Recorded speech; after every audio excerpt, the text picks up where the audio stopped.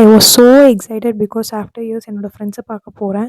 I'm someone like நாளைக்கு எங்கேயாச்சும் பிக்னிக்கோ இல்லை ட்ரிப் போகிறோன்னா அதுக்கு முன்னாடியே நைட் எனக்கு அந்த எக்ஸைட்மெண்ட்டில் தூக்கமே வராது. அண்ட் முன்ன மாதிரிலாம் இப்போலாம் நினச்ச உடனே ஃப்ரெண்ட்ஸை பார்க்க முடியல.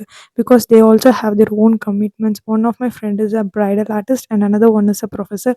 அவங்க அவைலபிளாக இருக்கும்போது என்னால் வர முடியாத சுச்சுவேஷனாக இருக்கும். ஆர் எல்ஸ் இது வேர்ஸ் வைஸாவாக இருக்கும். நான் இருக்கும்போது அவங்க எங்கேயாவது ஏதாவது ஒரு சுச்சுவேஷன் அவங்க கமிட்மெண்ட்ஸில் ஹெல்டப் ஆகிருப்பாங்க. ஸோ எல்லாமே சிங்காக இப்போ தான் அந்த டைம் அமைஞ்சுது. பார்த்த உடனே ஒரே nostalgic feelings, back to the school days memories. School டேஸில் எப்படி ஒருத்தருக்கு ஒருத்தர் நோண்டிக்கிட்டு இம்சை பண்ணிகிட்டு இருந்தோமோ அதே மாதிரி எந்த சேஞ்சஸும் இல்லாமல் இப்போ கூட என்னை ஃபோட்டோ எடுக்க வீடியோ எடுக்க நோண்டிக்கிட்டே இருந்தா. And this one is a late comer. அவங்க ஒர்க் முடிச்சுட்டு வந்து ஜாயின் பண்ணுறதுக்கே லேட் ஆகிடுச்சு. நாங்கள் கதை பேச ஆரம்பித்தோன்னா எங்களுக்கு எப்படி டைம் போகுதுன்னே தெரியாது. எல்லாருக்குமே அந்த ஒரு சில ஃப்ரெண்ட்ஸ் இருப்பாங்க நம்மளை ஜட்ஜ் பண்ணாமல் நம்ம என்ன சொன்னாலும் நம்ம கேட்டுக்கிட்டு நமக்கு ஹீலராகவும் அன்பெய்டு தெரபிஸ்டாகவும் நம்ம லைஃப்பில் இருப்பாங்க. And there one among them in my life. அப்படி பேசிகிட்டு இருக்கும்போதே அவங்க மம்மியை கால் பண்ணிட்டாங்க. எங்களுக்கு எவ்வளோ வயசாக இருந்தாலும் பட் ஸ்டில் மம்மி கால் பண்ணால் வீட்டுக்கு ஓடிடணும். பட் நான் ஒரு விஷயம் தெரிஞ்சுக்கிட்டேன்.